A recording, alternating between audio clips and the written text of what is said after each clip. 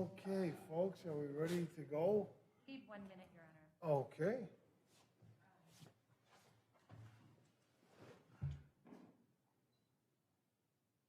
Sharon, you're back.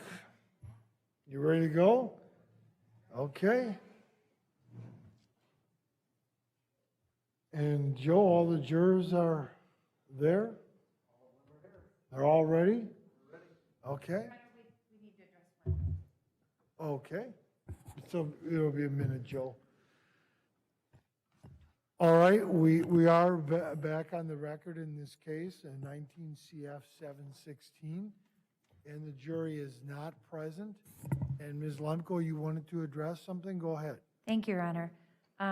The state learned that one of our witnesses on the witness stand who is out of state, originally we had intended to call this witness by Zoom when the defendant was going to stipulate to Zoom testimony, which clearly was put on the record and relied on by the state. It became apparent prior to the trial that the defendant had changed his mind and now was requiring everybody to be in person. Clearly, we're within a pandemic, COVID pandemic occurring right now.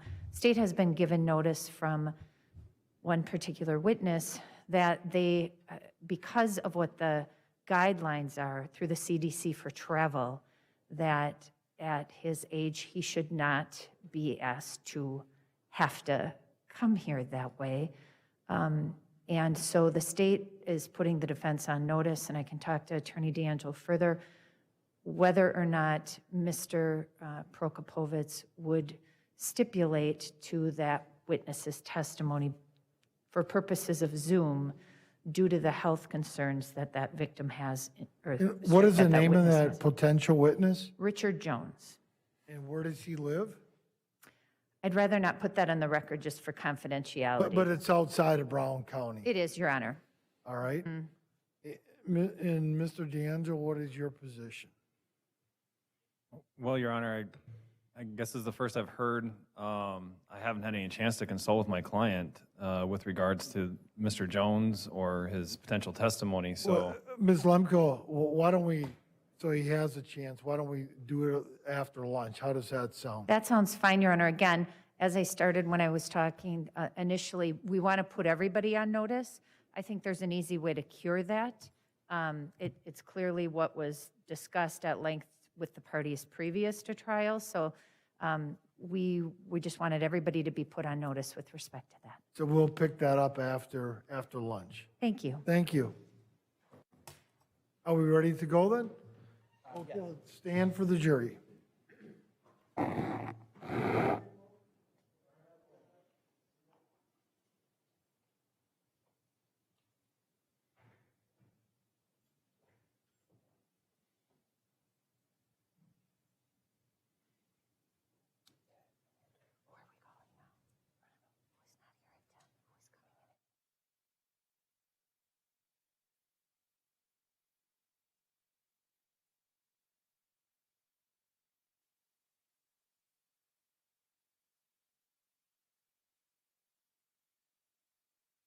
Ladies and gentlemen, have a seat, please, and we will continue.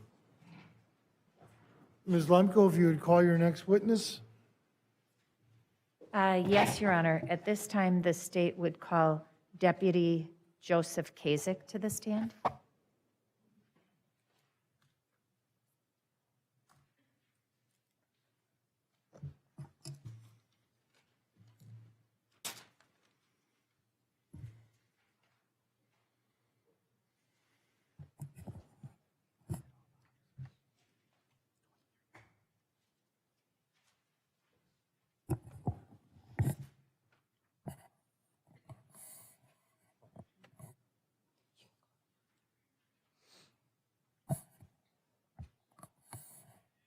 Will you please remain standing and raise your right hand? Do you solemnly swear that the testimony you're about to give is the truth, the whole truth, and nothing but the truth, so help you God? Yes. You may be seated.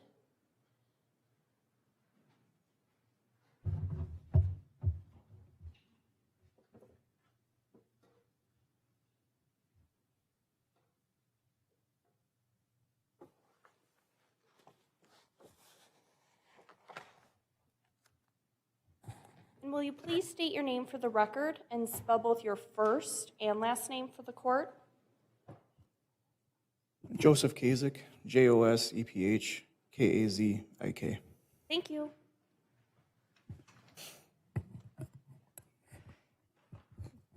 Good morning, Deputy Kasich. Morning. How are you employed? I am a patrol deputy with the Brown County Sheriff's Office. And how long have you been employed with the Brown County Sheriff's Department? Just about 9 years. Were you employed with another law enforcement agency previous to that? No. In the course of your duties then as a law enforcement officer for the past 9 years, do you have training and experience with respect to investigating criminal instances of conduct? Yes. In the patrol division, has that included helping investigative detectives and investigators with respect to other investigations? Yes. Collectively at your department, do you all work together when you're investigating some type of potential crime? Yes. Have those on occasion included allegations involving a missing person Yes. as well as a homicide? Yes. Do you have training and experience with respect to taking items of evidence into custody? Yes. And experience with respect to doing a canvass of an area? Yes. Do you also have training and experience with respect to taking statements from alleged victims, witnesses, and suspects? Yes. Now, when we're talking about a canvass, just so the jury understands this, what do I mean by a canvass of an area? In this particular case, I was tasked to make contact with neighbors surrounding the residence. So is a canvass law enforcement making contact with various houses, residences, or individuals who may know something about a crime? Yes. When you're talking about this particular case, you realize you were subpoenaed here in this investigation? Correct. All right. So I'd like to direct your attention back to Saturday, May 4th of 2013. Do you recall that date?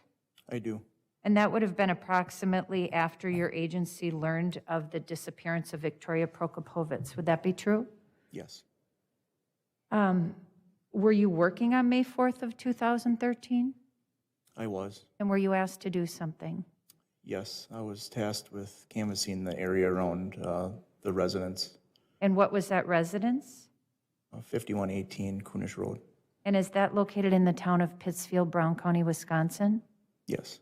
When we're talking about Pittsfield, that's an area that is also near Pulaski, Wisconsin? Yes.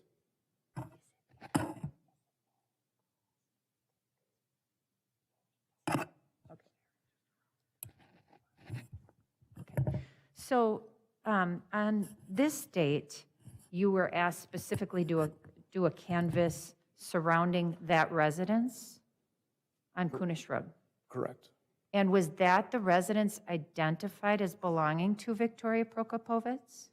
Yes. Okay. So when you did your canvass, was anybody assisting you? I had my field training officer with me. Okay. So it was two of you that were now canvassing the residences or area around that residence? That's correct. So what did you do?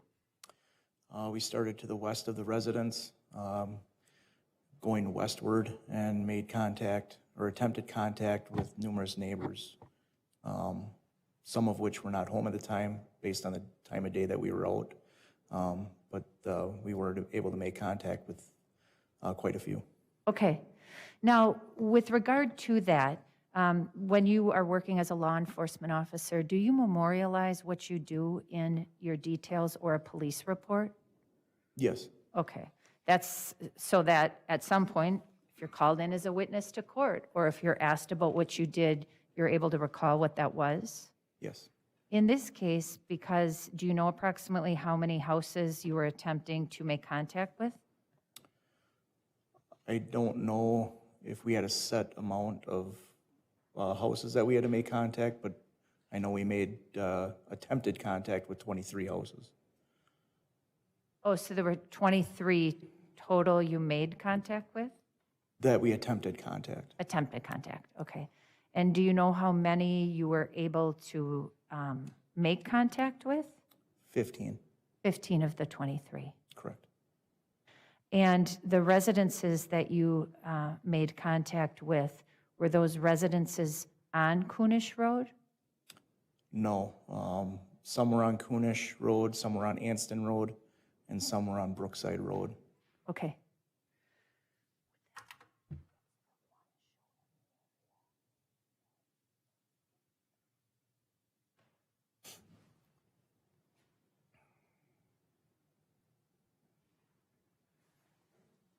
So,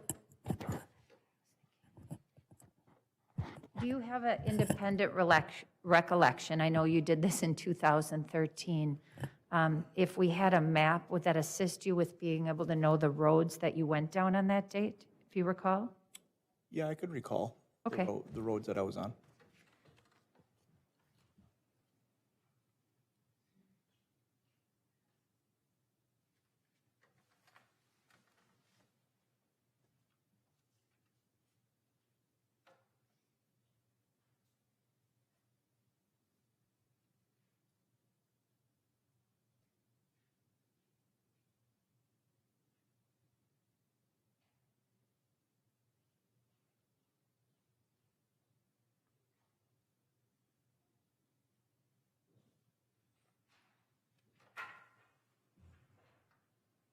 I'm showing you what's been marked as State's Exhibit number 1.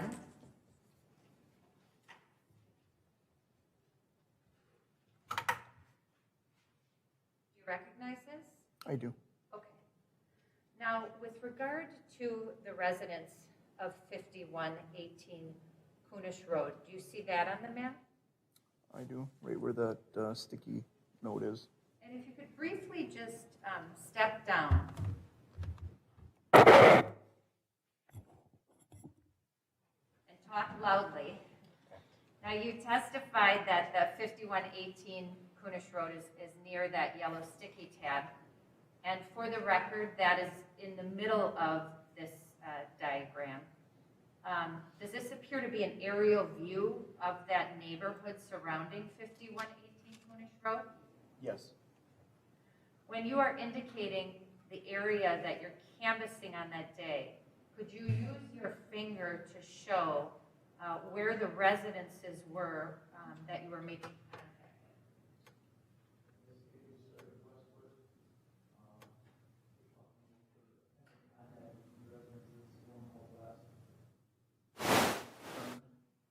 And went east, hitting these residences, County Highway C and Anston Road, which are the same road, and then Brookside going north. Okay. And let the record reflect the witness has identified the area to the left and to the right and going north on the diagram. Mr. DeAngelo? No objection, Your Honor. But the record will so reflect then, thank you. You can have a seat. Now, with looking at the details, you just indicated that you memorialize what you do in details. Would looking at your details allow you to identify specifically on the record the particular residences that you made contact with? Not utilizing this map, but if they had their numerics, I would be able to. Okay. Now, I'm showing you what's been marked as exhibit number 53. What is this? This is my report. Okay. And the report pertaining to this case? Yes. Is that a 3-page document? Yes. And in reviewing each page, does this appear consistent with what you drafted on that date? Yes. In that report, do you memorialize what the specific addresses were that you checked? I don't memorialize them, but if I were to look, I would. I mean, they're stated on there. Yes. Okay. Yes. And would looking at this document assist you in your testimony addressing what the residences were? Yes. All right. Your Honor, or strike that. I'm going to ask you to then use this document, exhibit number 53, to indicate, and this isn't to refresh recollection, we're going to move for the admission of this, Your Honor, at this time. Mr. DeAngelo, do you have any objection? No objection, Your Honor. Then I will admit exhibit number 53. Now, I'm not asking you to state the names of the individuals. I'm just asking that you document on the record the residences or the buildings that you would have canvassed. And if you'll speak into the microphone. The residences that we attempted contact were of 5154 Coonish Road, 5147 Coonish Road, 5197 Coonish Road, 5214 Coonish Road, 5231 Coonish Road, 5229 Coonish Road, 5224 Coonish Road, 5244 Coonish Road, 5252 Coonish Road, 5272 Coonish Road, 5286 Coonish Road, 4964 Coonish Road, 4945 Coonish Road, 4715 Anston Road, 4729 Anston Road, 4720 Anston Road, 4732 Anston Road, 4740 Anston Road, 4750 Anston Road, 3031 Brookside Drive, 3087 Brookside Drive, 3183 Brookside Drive, 3203 Brookside Drive. Now, you indicated that of those 23, you were able to make contact with 15 of those? That is correct. All right. And do you recall what time of day you were doing this? It was middle morning, around 8 o'clock, I would expect. Okay. And of the residences, if somebody wasn't there for you to make contact with, did you leave something with them? Yes, there were flyers that were made up, and the residences that we did not make contact with anybody, we left a flyer within their door. Okay. And was that to notify the sheriff's department with any information relating to this case? That is correct. Now, you weren't the case agent on this case, correct? No, And when you indicate previously, you all worked together, was Sergeant Roman Ehrenstein identified as the agent from your agency in this case? yes, Okay. So any information that you would have had was offered to him to follow up on? correct. But with respect to the contact you made, did you receive information that any of them had seen Victoria Prokopovitz? No,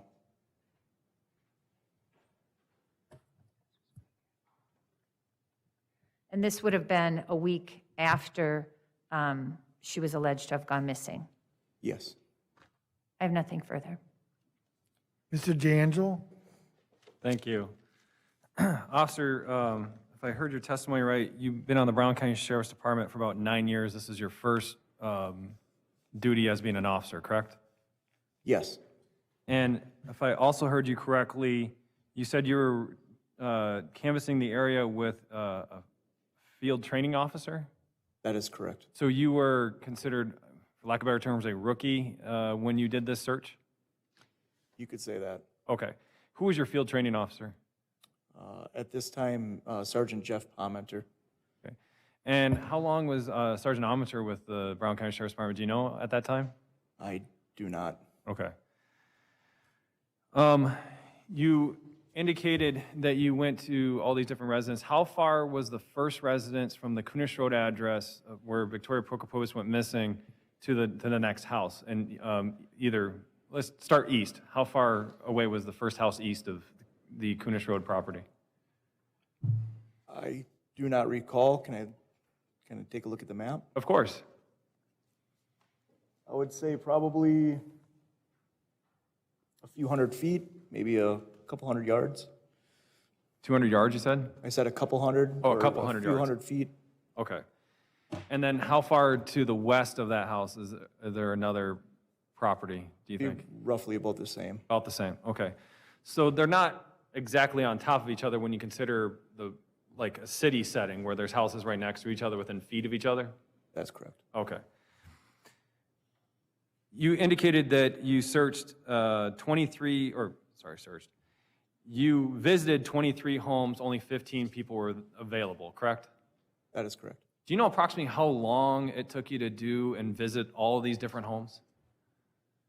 Most of the morning, Okay. I couldn't give an accurate length of time, but it was a good portion of the morning. Would you say several hours, like 3 hours at least? Yes. That would be- Okay. And there was 2 of you doing the search. You were in one car, I assume, correct? Correct. Okay. And did you take any statements from any of those 15 people that you actually had contact with that indicated they had any knowledge about where Victoria Prokopovitch went? No statements were obtained. So you didn't find anything of evidentiary value? No. Okay. While you were doing this canvassing, were you guys looking around or searching, or was it just strictly go to home to home to home? We were keeping an eye out, being vigilant for any evidence that may be on the road or in fields or anything, but most of our attention was to the residences, yes. And if you did find something of evidentiary value, that would have been transferred to the field case officer, correct? Correct. I don't have any further questions, Your Honor. Thank you. Any redirect? Just one. Deputy Kazik, you just were asked 2 different ways. You didn't find anything of evidentiary value, but isn't it true at this time, with the information that you're receiving, the evidentiary value was Victoria was not around there? Correct. I have nothing further. Mr. DeAngelo, any recross? Just one question, Your Honor.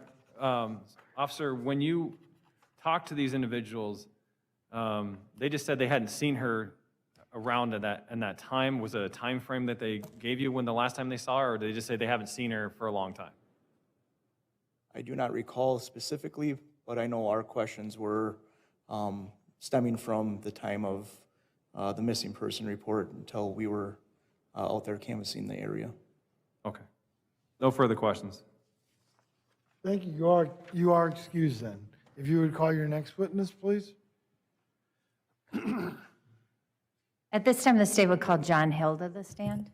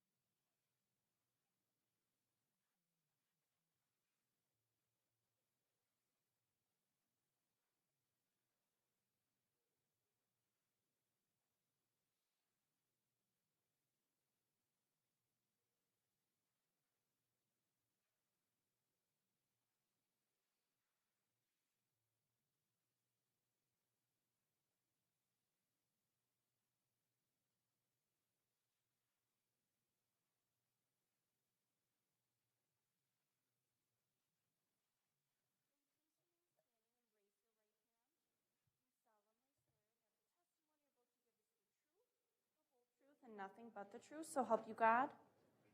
You may be seated.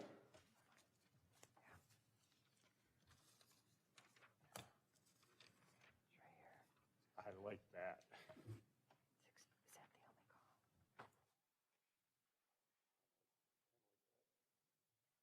And will you please state your name for the record and spell both your first and last name for the court? John Hill. John Hill. Thank you. I also go by Jack, so you hear that. Try to put the mic underneath. Okay. Thank you. That better? Yes. My throat's a little scratchy, so you might see me put a cough drop in or something. Well, good thing I only have a few questions for you. Okay. Good morning, Mr. Hill. Good morning. Are you employed?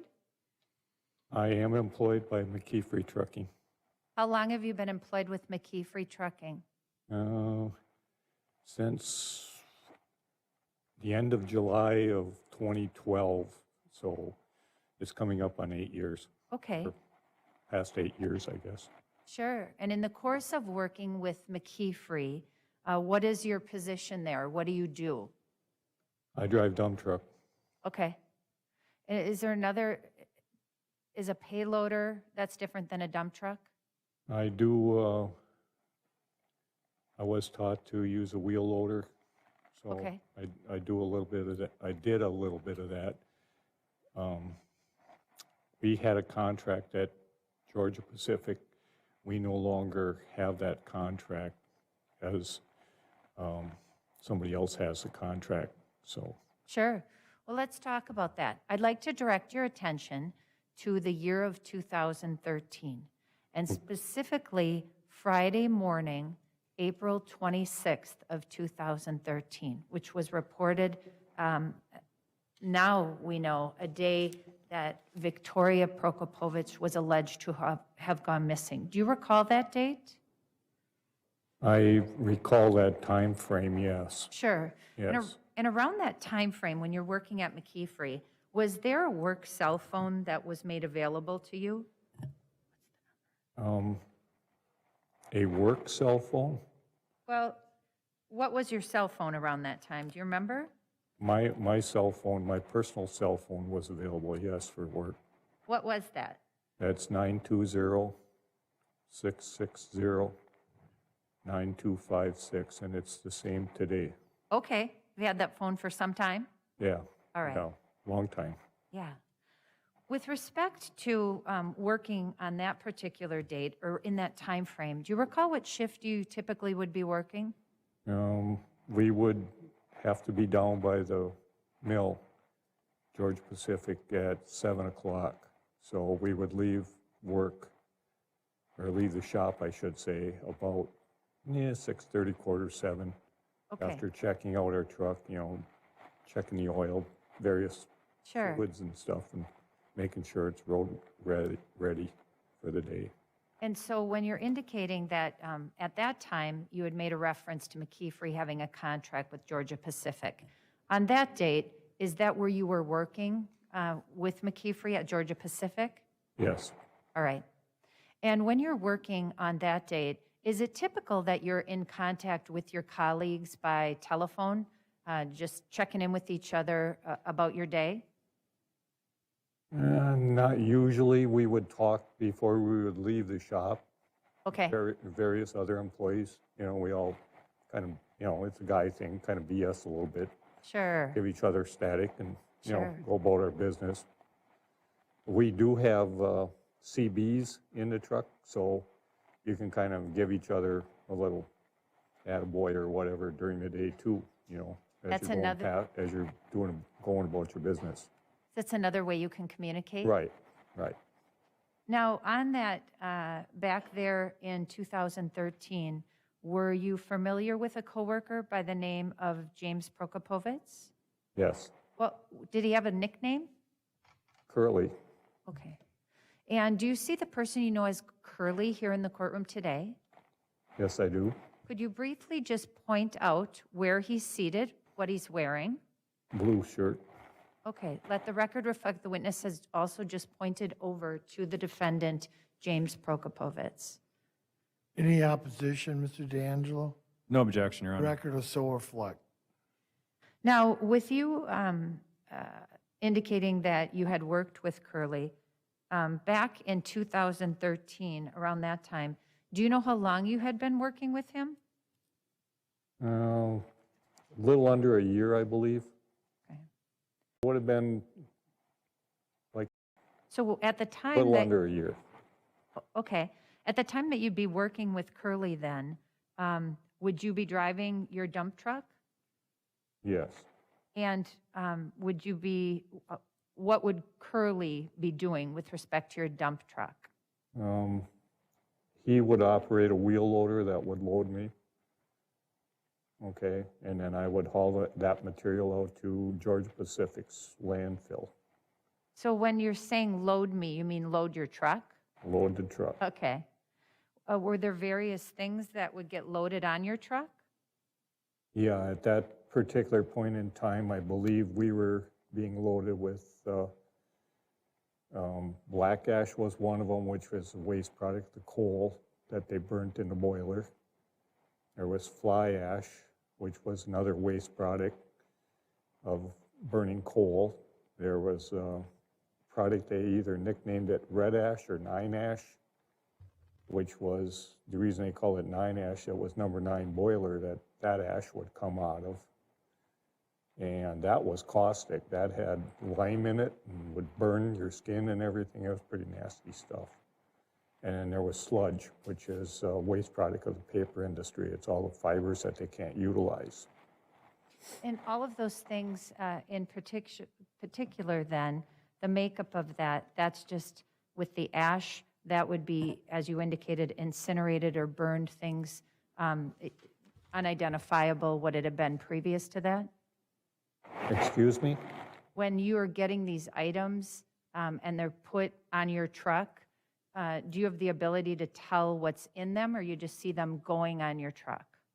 I could see it to a point, I guess, is what I'm going to say is, you know, you're sitting in the truck and obviously there's mirrors, and every time he's dumping something, you can actually see some of that, okay? So Some of that, there's but some of that. You really don't have a clear shot of seeing, so. and depending on your vantage point Right. at times. Okay, You know, after a while you get, I don't know, your eyes wander, you do other stuff, you know. sure. And some of, like you reflected, particularly that lime, would be nasty stuff, I think you called That it. would actually, they had to keep sprinklers on it and stuff, and sometimes that was actually very dusty, Okay, so you really don't want to see it. sure. And when It you gets talk, in your eyes, it's going to burn. yeah, and when you talk about something being dusty, that's kind of the environment that you were working in with respect to that. Yeah. And going out to the landfill, that was another area that was pretty dusty. Well, it's where we were dumping and stuff, it's wide open area. So yeah, any kind of wind would carry stuff, and yeah, it's nothing you kind of want to. And when you just use the word wide open, you're talking about the landfill that you're transporting it to? Yep. That is pretty wide open, right? Yeah, that's a wide open area and it's pretty big. And everything was, I always called it paint by number. So everything had its place where it would go. Okay. And many times, and because of the way the landfill was, we've heard there were numerous cells, right? Yep. And there was sometimes in a day, you would be, or in a week, you'd be transporting because there would be 3 or 4 cells open at that time, depending on what you're delivering. Right. Okay. Because sometimes it's ash. Is that right? Pardon me? Sometimes it would be ash, other times sludge. Well, I'm trying to think of how to explain this. There are certain pathways up there, a road, they call it a dike, okay?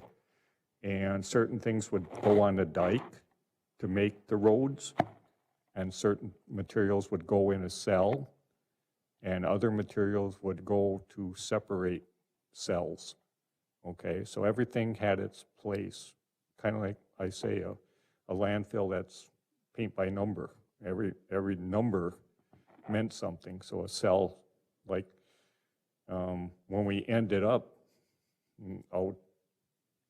up in that area, the last cell I recall dumping in, not when I was with Curly, but the last cell I dumped in was cell 3, okay? And that's just the nature of the beast. I mean, we dumped in cell 11, everything was numbered. Sure. So. And with respect for the edification of the jury, when a cell was full, it was capped off. Is that right?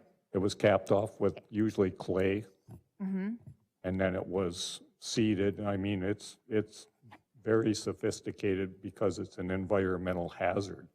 And because of the size and the openness, as you've described, sometimes it could take years for a cell to be full. Oh, yes. Years to fill, Yep. yes. So, and when you're talking about that cell area out at the landfill, there are no surveillance cameras out there? None that I'm aware of. There might be one by the gate or something, that's about it. There's no surveillance No. that I'm aware of. But somebody would get in there and have access with a key? Yeah, I didn't possess a key, Yeah. but there was a keyed entrance, Yeah. you know, with the cyclone fence and all that. Yeah. And when you're describing the work hours that were, people would be regularly out there, what was that time frame during the day? Well, the time that the truckers were there was 7 to 4 o'clock. Trucking noise, industrial noise, they have a noise limiting factor because there's some pretty fancy houses on the back side of that thing.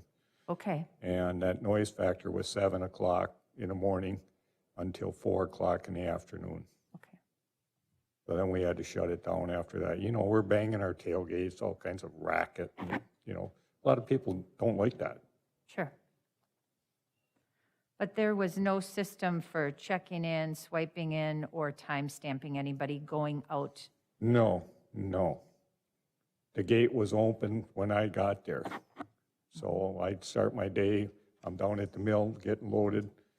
And, you know, if we got there a little early, we get loaded, say 7 o'clock, and we're on our way. And by then the gate's open and wheel right in. Go where we got to go with the material we got and dump. And go back and get something else or the same product. So on that Friday morning, backing up to, you identified what your cell was with the phone number of 920-660-9256, right? That's correct. You recall on that Friday morning receiving a telephone call from, strike that.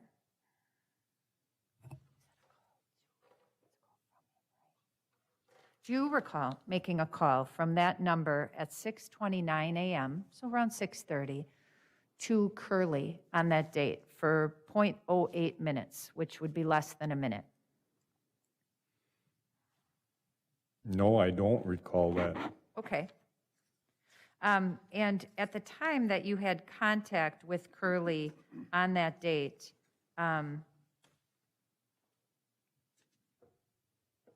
he didn't, do you recall talking to him on that date? No, I don't. Okay. And you don't recall him telling you anything unusual on that date? No, I don't recall the phone call. Okay.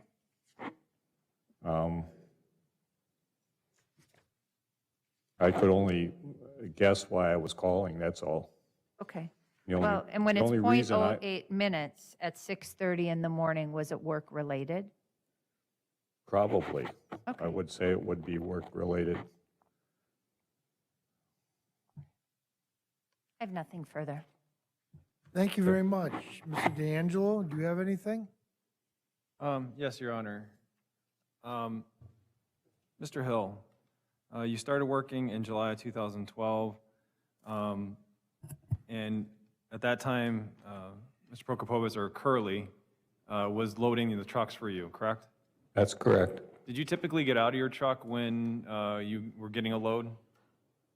Every once in a while I'd get out. Did you have a lot of interaction with Mr. Prokopovitz? No. The No. phone call that I you would, may have... I would ask them things, work-related things. Sure. So pretty much work-related things, but you didn't hang out with him after work or go to... No, I didn't. Okay. And when you're hauling loads to these different cells, is somebody at the landfill directing which cell you're supposed to go to?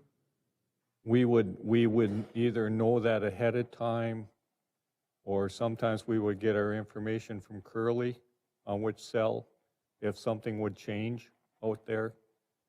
When you So, say- like I say, these are big areas, so if I'm hauling sludge that particular day, and, okay, we're going over to cell 6, there would always be a guy out there in a loader or not a loader, but a dozer, leveling stuff. And a lot of times he would direct us with certain things too. Now, Most of the time, it was the guy in the dozer that would direct us to, if he needs something for what I call a dike, to say we're going out with bottom ash that day, which is a wet, black, dark coal ash out of a boiler. They made dikes out of that, a road. And if he needed a load of that someplace, he would let us know. Okay, so when I got out there, at that particular point in time, the man's name was Bob.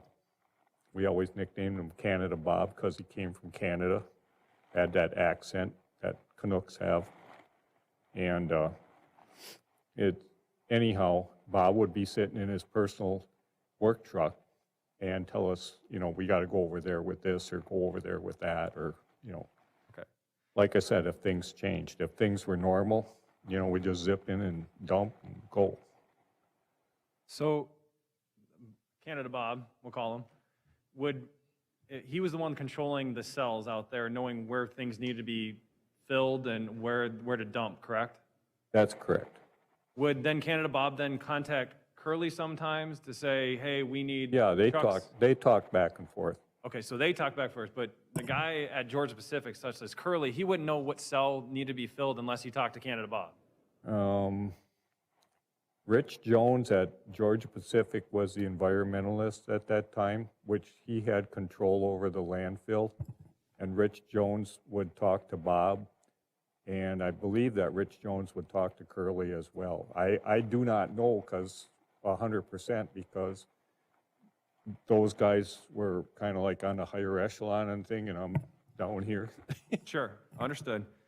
So your interaction with Curly was basically you load the truck and you went out and did your job. Right, right. And you didn't know, was Curly always at work as far as you remember? Pardon me? Was Curly always at work? Like, did he ever take days off? Not very often. If there was something going on, maybe best guess is like a doctor's appointment or something, he would either leave and somebody would fill his place temporarily, but most days Curly was there. I mean, he was, I guess you want to say dedicated. Kind of like me. We all need money. Understood. No further questions, Your Honor. Thank you very much. Do you have any other questions, Ms. Lemko?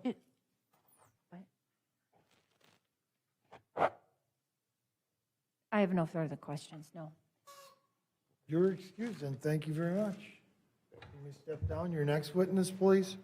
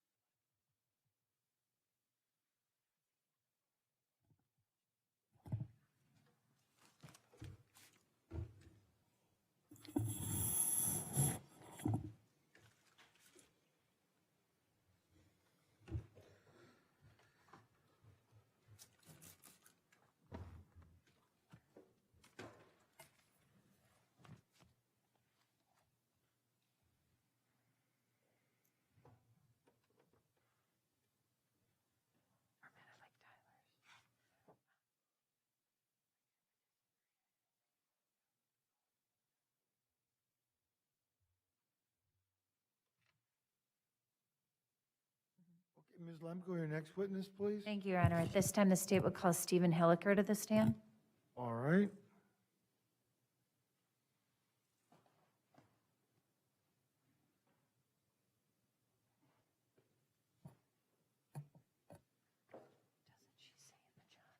Will you please remain standing and raise your right hand? Do you solemnly swear that the testimony you're about to give is the truth, the whole truth, and nothing but the truth, so help you God?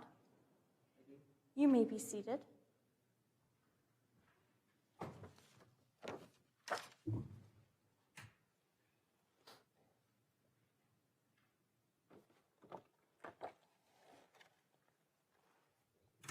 will you please state your name for the record and spell both your first and last name for the court? Stephen John Hillaker, Steven Hilliker. Thank you. Good morning, Mr. Hillaker. Are you employed? Yes, How are you employed? I'm working with 5-Star Trucking right now. Previous to that, had you had employment with McKeefrey and Sons? Yes, When were you employed there? from 2012 till 2 years ago. Till 2019? Yeah, So about 7 years? yeah. With respect to your role at McKeefrey's, what did you do when you were employed there? I was a dump truck driver on the Georgia Pacific job, hauling sludge and ash. Okay. And so when you're talking about on the Georgia Pacific job, does McKeefrey and Sons contract out to various businesses to help them with their excavating?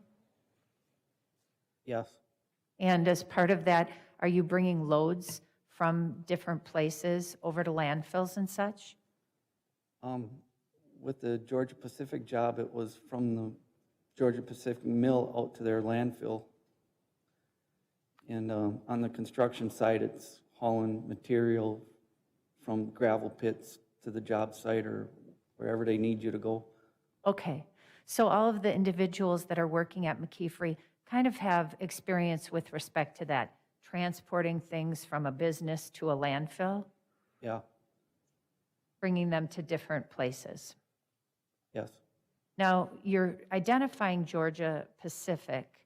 I'd like to bring your attention back to 2013. You indicated you were working at McKeefrey and Sons at that time? yes, I was. And at that time, did they have that contract as well with Georgia Pacific? Yes, Where's Georgia Pacific located?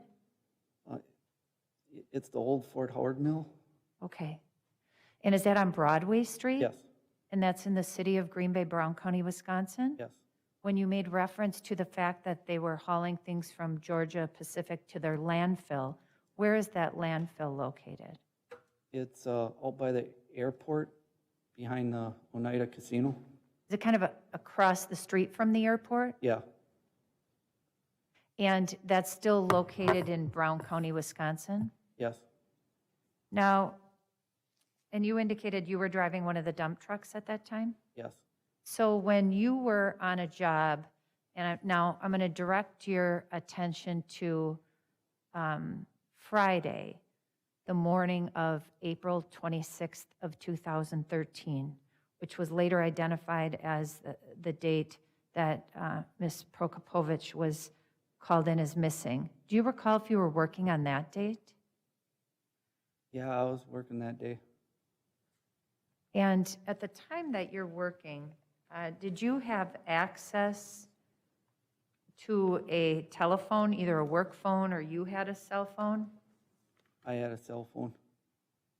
You had a cell phone? Yes, Okay. And do you recall what your phone number was back around that time? 920-737-7729. Okay. And do you recall while you're working, were you associated with an individual known as James Prokopovitz? Yes, Did he have a nickname? Girly. And was he also an employee at McKeefrey at the time? Yes, Would you work with him? yeah, he loaded the dump truck that I was driving. Okay. And back that morning, that's probably the relationship you would have had with him on that date? Yeah, Okay. On that date, do you recall making a telephone call at 6:42 a.m. that morning to Mr. Prokopovitz for .07, so less than a minute? that was the phone call I made to him in the morning to find out where I had to go to pick up sludge or ash, whatever he said I had to haul. Okay. And so really, that appears to have been a phone call that would have made, that was like a work phone call. Yeah, Pretty brief. yeah, And would that be typical that you would find out from Mr. Prokopovitz or Curly where you were going to be picking something up? Sometimes he'd tell us the day before what we had to do, and other times we had to call him in the morning like that and find out what had to be done. Okay, so you're just kind of checking in with him on that? Yeah, Now, if there had been a second phone call from Curly back to you at 7:40 a.m., so just about an hour later, and that was 0.17 minutes, so again, less than a minute, that also, would that have been a work call? probably, Okay. At any point on that day, do you recall if Curly told you that his wife was missing? nothing was said. He didn't tell you. No. I have no further questions.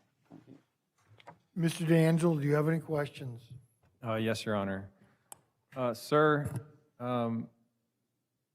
you were hauling all different types. So the phone calls that you would have received would have basically, Ms. Prokopovitch or Curly telling you which site, which place you need to go to get either ash or sludge or something of that nature? Yes, Reason for the short phone calls, correct? yes. Did you interact with Mr. Prokopovitz outside of the work day? There was a few times I saw him, like when we were done at the job site, I'd see him at the shop and talk to him a little bit. And did you notice anything about his demeanor about after his wife went missing? Not really, except for one day, it was a few days later, I just happened to pull up and get loaded for sludge, and Curly was sitting in the loader and he had his head down. Just kind of looked like he was crying, that's the way I took it. And was that the first time you've ever real seen emotion coming out of Curly? Yeah, Do you ever know Curly to miss a day of work? no, Hard worker, yeah, like yourself? yeah. And you don't have any indication about where Victoria Prokopovitz went, do you? I have no idea where she is. No further questions, Your Honor. Thank you. Any redirect? No, Your Honor. You are excused then. Thank you very Okay. much. If you would call your next witness, please. I need one moment, Your Honor. Thanks. Thank you.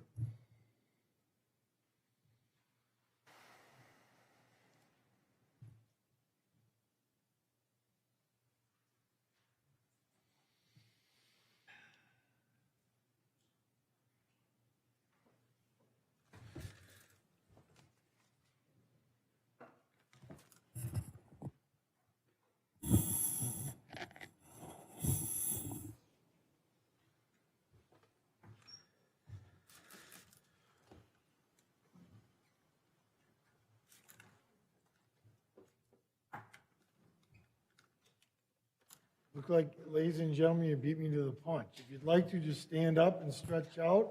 You don't have to, of course, but if you want to, since we have a few minutes here.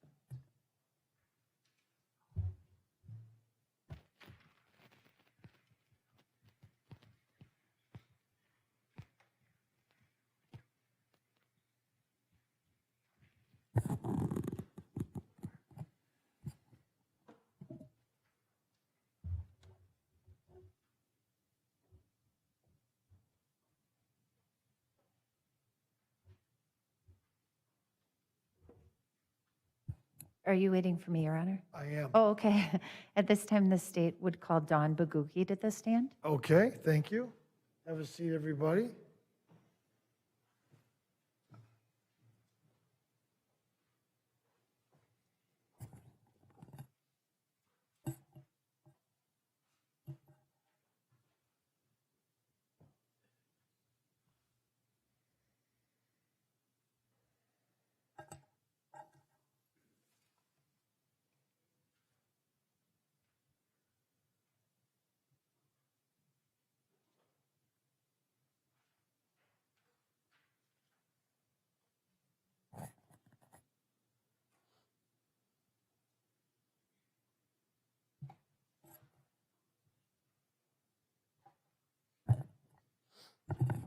Will you please remain standing and raise your right hand?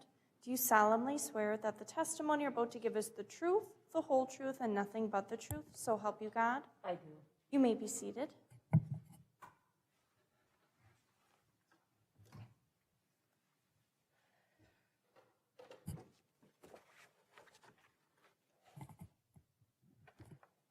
And will you please state your name for the record and spell both your first and last name for the court? Dawn Bogutski, DAWN-BOGUCKI. Thank you. Ms. Bogutski, are you employed? I am How are you employed? at McKeever & Sons, How long have you been so employed? 25 years, Okay. And what is your position there? secretary.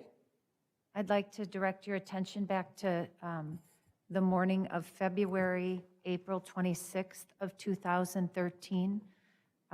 Were you working on that date? I was. And what are your general work hours? I'm there at like 4:30 in the morning, and then I work till, at that time was 2 o'clock. Okay. And on that specific date, or strike that, what is your role as the secretary there at McKeever? I get there in the morning, I do timesheets, I do payroll, I do accounts receivable, I do job cost. Basically that. Okay. And so with respect to that, and where you are, we're hearing from some people that it appeared are out in the field or out in the yard. Your work or your role was in the office? Yes, So more administrative? yes, With respect to that role, would you come in contact, however, with the workers there at McKeever? yes, This was a family business, is Yes. that right? yes. Do you know approximately, particularly in 2013, around how many employees you would have had? I don't. If we heard from Mike Shu and it was around 40-some, does that sound right? Yes, it does. All right. Now, specifically, on the morning of that Friday, do you know a worker back then by the name of James Prokopovitz? Yes. Did he have a nickname? Curly? Is that kind of what everybody called him, Yes. Curly? Okay. Do you recall on that date if you yourself had seen Curly? I did not. Okay.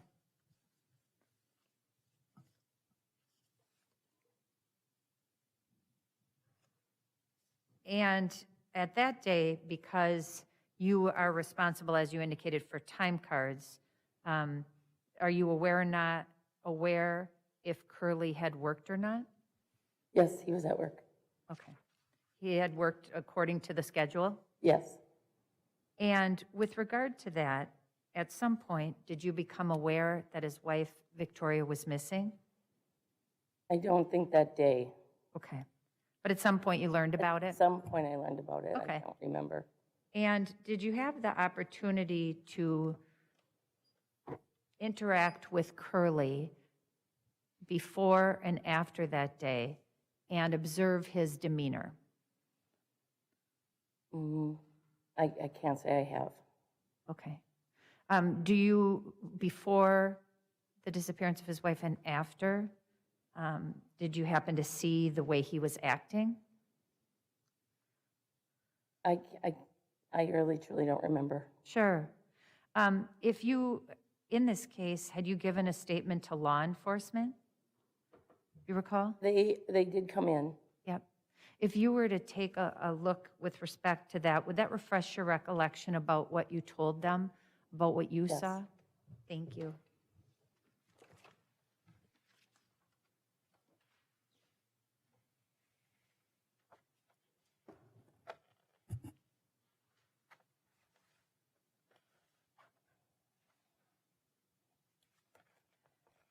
And the questions I'm asking you, Ms. Bogutski, they occurred 7 years ago, 8 years ago. Is that right? Yes, Okay.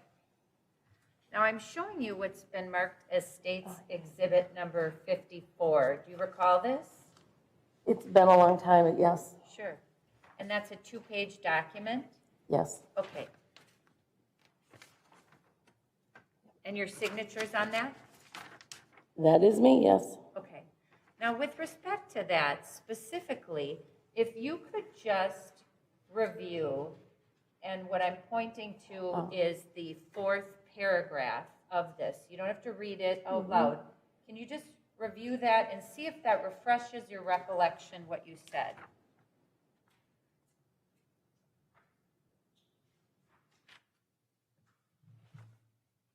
Yes, Okay, so as I was just asking you, if you recall how Curly was acting before and after the disappearance of his wife, what did you say?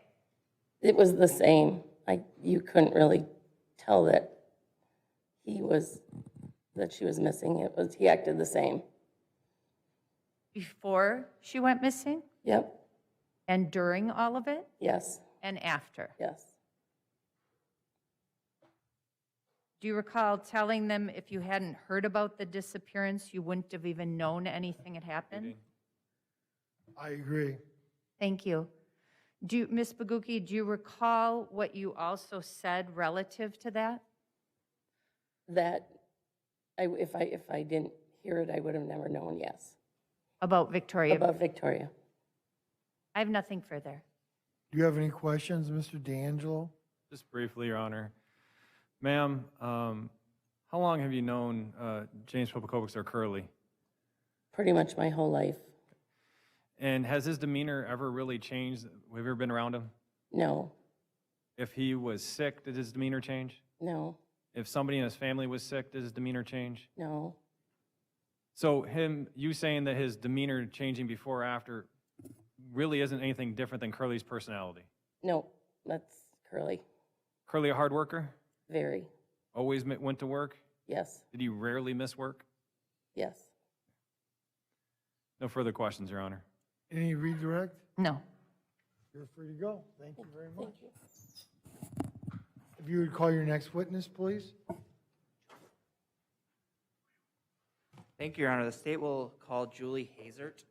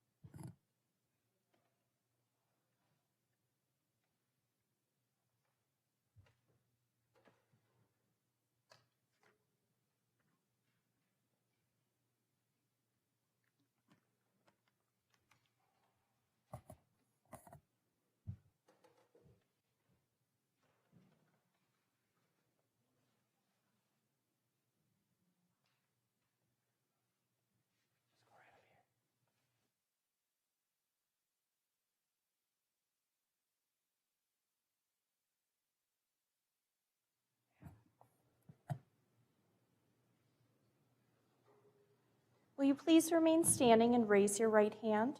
Do you solemnly swear that the testimony you're about to give is the truth, the whole truth, and nothing but the truth, so help you God? You may be seated.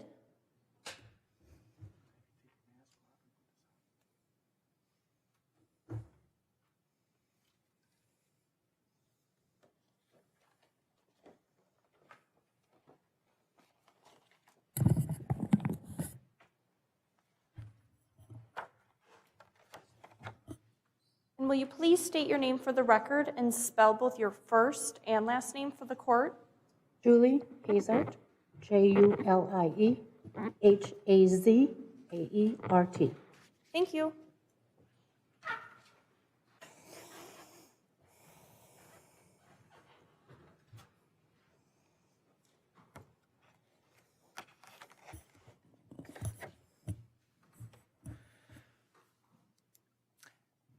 Hi, Mrs.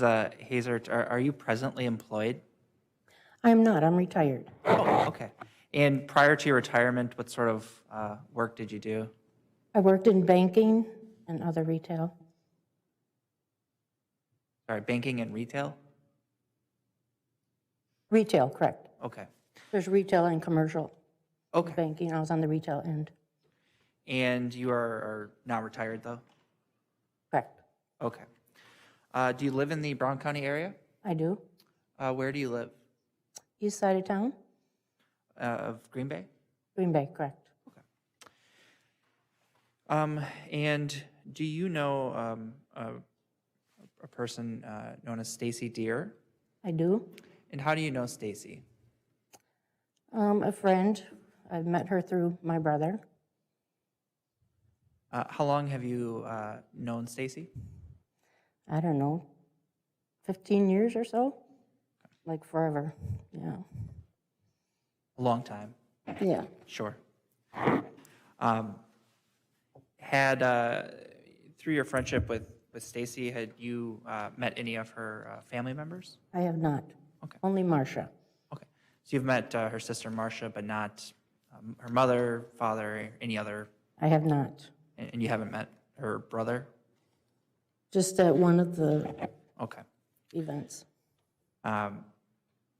Was there a time in April of 2013 that you became aware that Stacey's mother was missing? I did, And that's, you came to learn Victoria Prokopovitz? correct. Okay. And do you recall how you would have found out about that? Just through the family, Stacey. Okay. Do you remember when?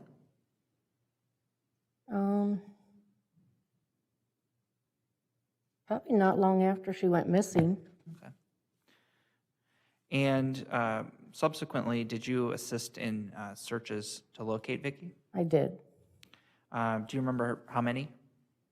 2? Okay. And let's talk about the first search. Do you remember where that occurred?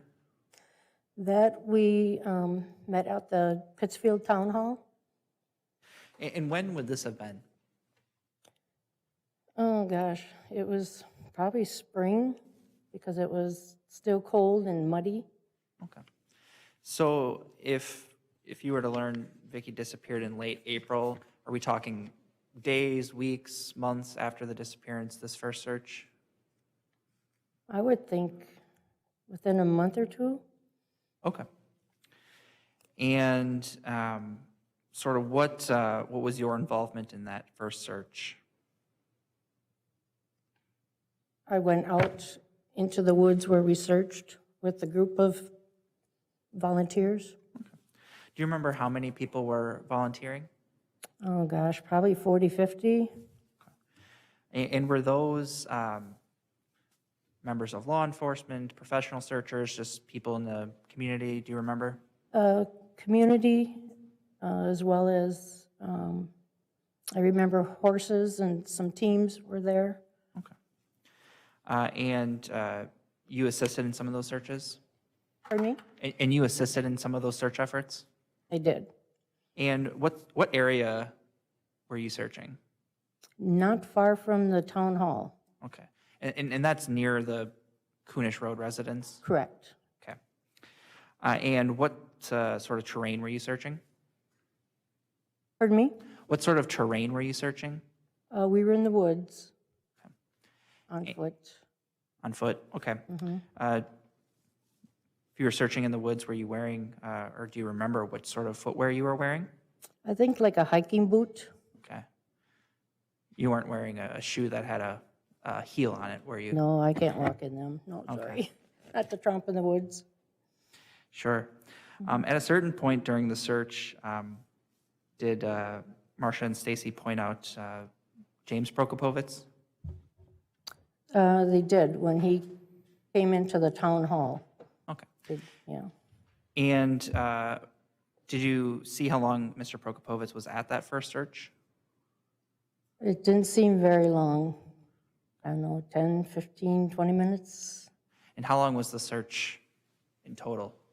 We were probably there a good 4 hours, 5 hours.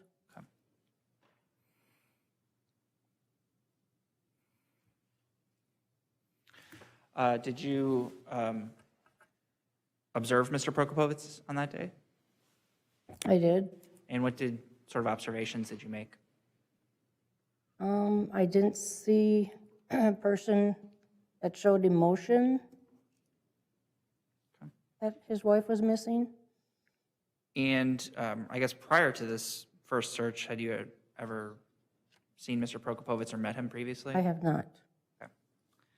But this is an observation that you made at that time? Correct. Okay. And you said the search was 4 to 5 hours. Was that about the time that you were searching the wooded area? Not all of it. Okay. But then we did go back into the town hall where they had put out some food for the volunteers. Okay. And I guess in that first search, did you locate anything? We did not.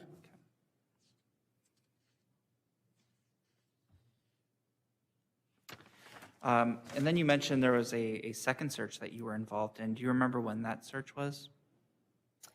That probably was, I don't know, a month or so after, I would think.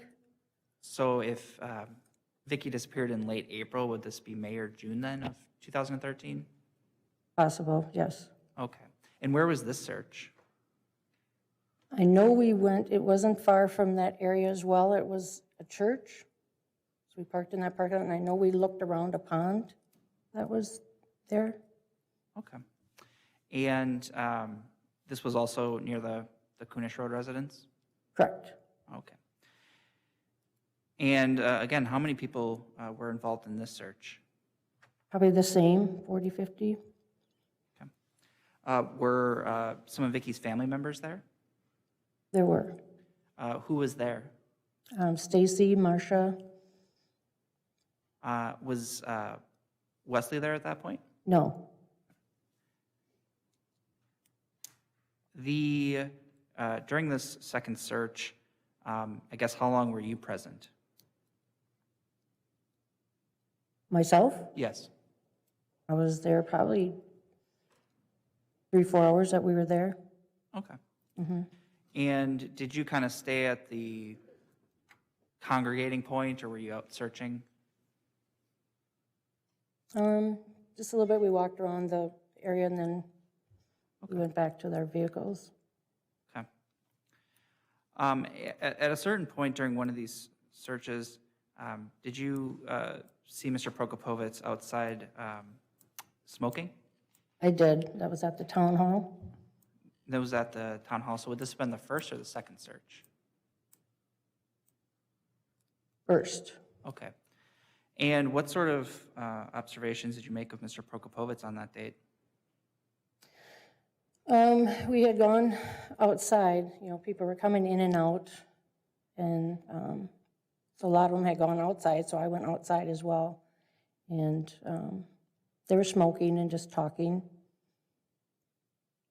And Okay. Did you hear Mr. Prokopovitz make any comments on that day? he did. I heard him say, "You guys are wasting your time. She's nowhere around here." Any other comments that you recall Mr. Prokopovitz hearing or saying?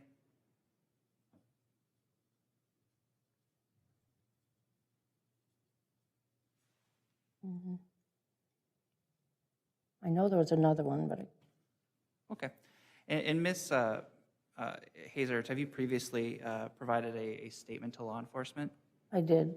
And was that, I guess, sort of closer in time to the incidents we're talking about than today? Yeah, that was back in March. Yeah. So would reviewing that statement you gave law enforcement help refresh your recollection as to some of these areas? Sorry, is that a yes?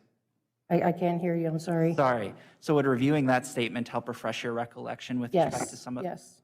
Okay, thank you.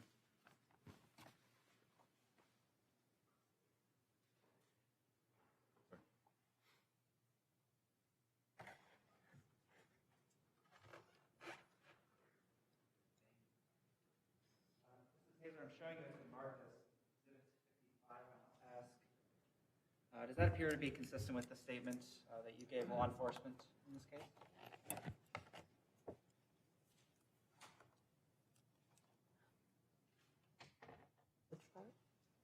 The entirety of the statement. Does that appear to be a 3-page document?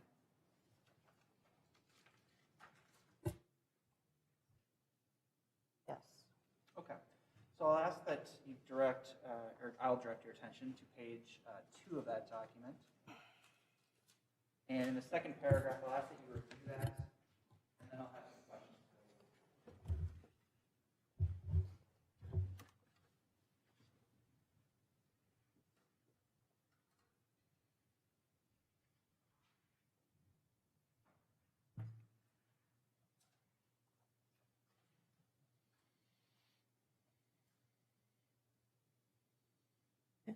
Okay.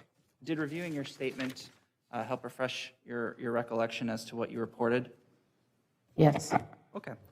And so, again, Mrs. Hazert, were there statements that you recall James Prokopovitz making during this search? I did. And what were those? That you guys are wasting your time. She's nowhere around here, and you will never find her. And he also said, women, all they do is bitch, bitch, bitch, and they have nothing to bitch about, they find it. And those were comments you recall Mr. Prokopovitz making during the first search you were at? Absolutely. Those are etched in my memory.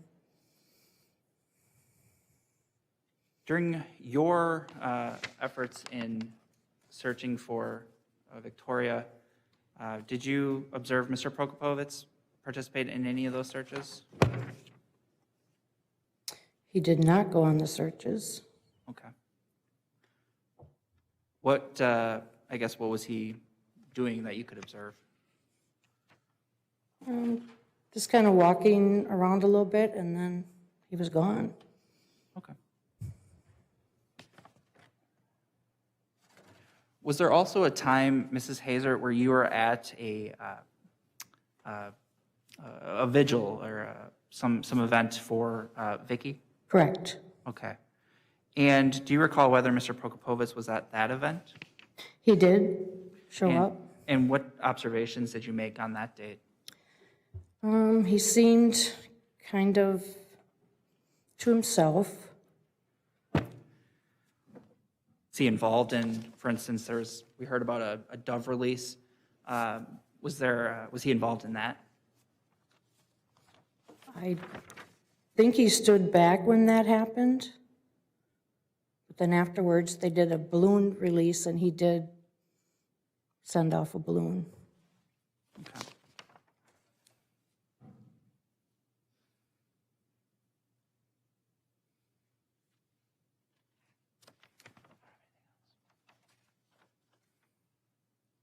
I have nothing further, Your Honor. Thank you. Do you have any cross counsel? I do, Your Honor. Mrs. Hazert, you mentioned that you gave this statement back in March. Is that March of 2020? Correct. So you weren't approached to discuss any of these statements until March of 2020? Correct. And Well, right, yeah. who asked you to give those statements? Stacey? Stacey Deere asked you to go talk to the police with these statements? Correct. I'm just curious, you made a statement, you said the statements were etched in my memory, but when the prosecution asked you about those statements, you couldn't remember them. So they really aren't etched in your memory, are they? Well, it is.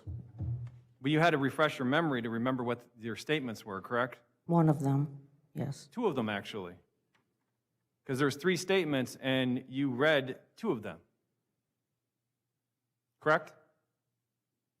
Right, so there was one more, right? You remembered the first one, says she's not around here. and then you had to get your memory refreshed for the other two, correct? I don't recall. Sorry. You've never met Jim Prokopovitz prior to these searches, I correct? have not. You've never interacted with him or know his demeanor? No, You don't know what his personality is like or how he mourns, do you? no, Him being standoffish could be his personality, true? true. I don't know how people grieve or, Okay. And him being kind of upset and making these statements could be just part of his personality as being an older gentleman, correct? no, I was shocked to hear that. You were shocked to hear it, but you never knew Jim to know whether or not these statements are normal for him, do you? No, And since you're Stacey's friend, you're trying to help Stacey and Marshall, correct? in finding their mother, yes. No further questions. Any redirect? I do. Mrs. Hazert, what is your date of birth? 9/18 of 58, So in 2013, you would have been about 55 years old, correct? and you were participating in searches, Correct. and you had never met Vicky before, I have not. and you never even spoken with her? No. Okay.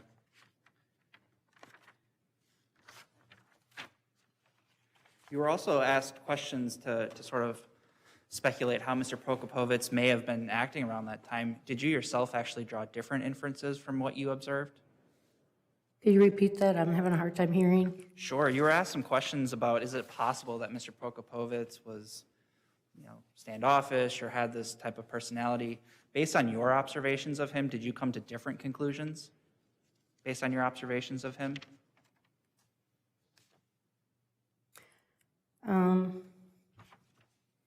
I did. I didn't see him to be someone that would show emotion that your wife is missing. Is that something, I guess, that you would, based on your perception, view as reasonable? Can you ask that again? Sure. I guess when you're saying that you would expect somebody to be emotional in that circumstance, is that something you believe to be reasonable? Yes. I have nothing further, Your Honor. Thank you.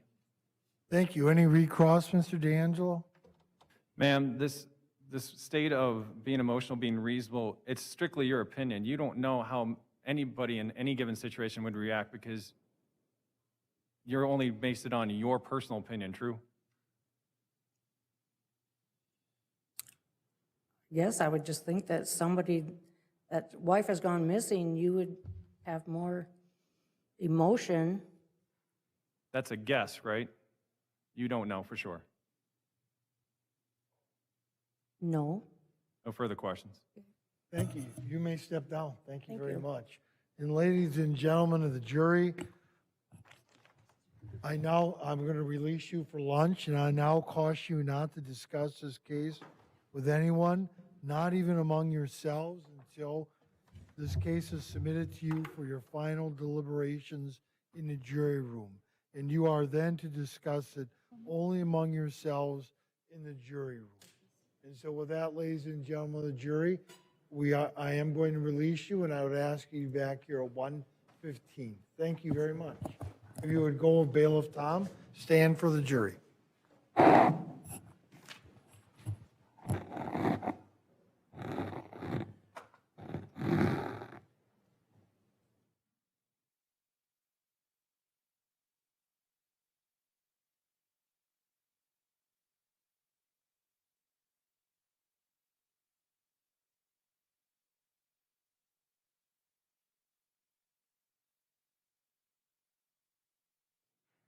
And the record should reflect the jury is now not in the courtroom. There are three things I would like to take up at 1 o'clock. So the jury isn't coming back until 1:15. The first, did you have a question? No, I didn't know you were, I'll wait. Okay, thank you. The first thing is about this order, about the exhibits. I don't know if we're going to have that or not. Mr. Saunders, you think You will have that done? Yes, I can have it done. Okay.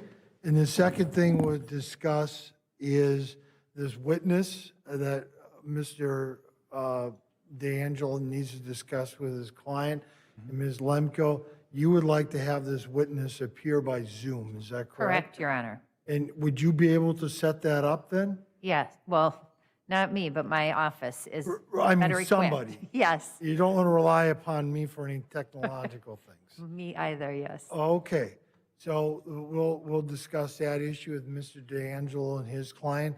The third issue is, Mr. DeAngelo, I asked you whether you were waiving any Miranda Goodchild motion hearings or anything like that, and the answer was yes. So looking at the bench book, I should ask that again, not only of you, but of Mr. Prokopovitch as well. So those are the three things I would like to discuss. Yes, sir. Yes, Well, I was just going to say, we actually already had, the state had formally filed a motion regarding the defendant's statements. We did have a pretrial ruling regarding the admissibility. right, I understand. I just would like to go over that with the gentleman, the defendant himself. Thank you. Thank you very much, and I trust everyone will have a good lunch. Thank you. Thank you, Your Honor.